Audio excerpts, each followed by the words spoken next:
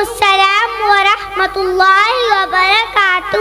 میرا نام تاسس توقیر ہے، میں ادارہ درس دینیات کی طالبہ ہوں۔ آپ کا کیا نام ہے؟ میرا نام صفت اسرار ہے، میں بھی ادارہ درس دینیات کی طالبہ ہوں۔ میں آپ سے اسلامی معلومات کے بارے میں کچھ پوچھنا چاہتی ہوں۔ جی ضرور پوچھیں۔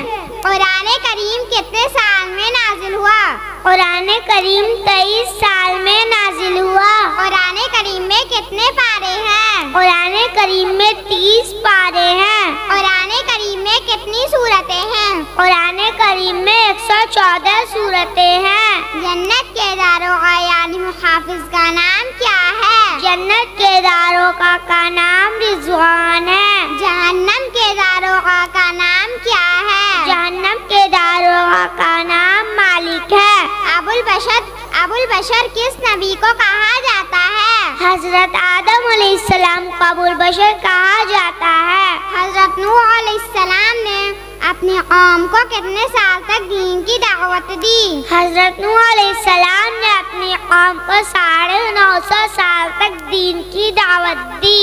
حضرت نوح علیہ السلام کی قوم پر کون سا عذاب آیا تھا؟ حضرت نوح علیہ السلام کی قوم پر پانی کا عذاب آیا تھا۔ حضرت نوح علیہ السلام نے عذاب سے بچنے کے لیے کیا کیا تھا؟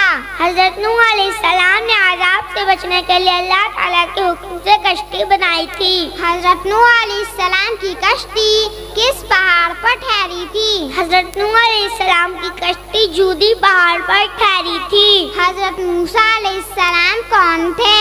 حضرت موسیٰ علیہ السلام اللہ کے نبی تھے۔ حضرت موسیٰ علیہ السلام کی پرورش کہاں ہوئی؟ حضرت موسیٰ علیہ السلام کی پرورش فرعون کے محل میں ہوئی۔ فرعون کون تھا؟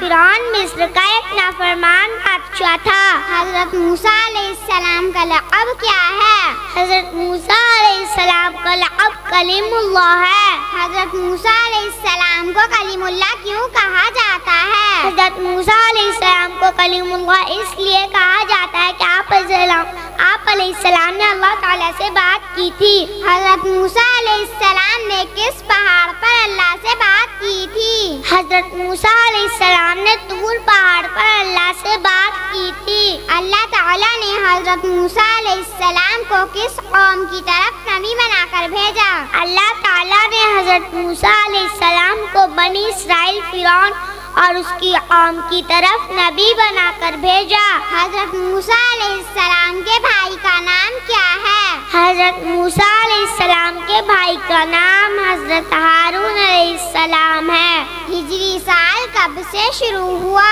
ہجری سال آپ صلی اللہ علیہ وسلم کے ہجرت سے شروع ہوا۔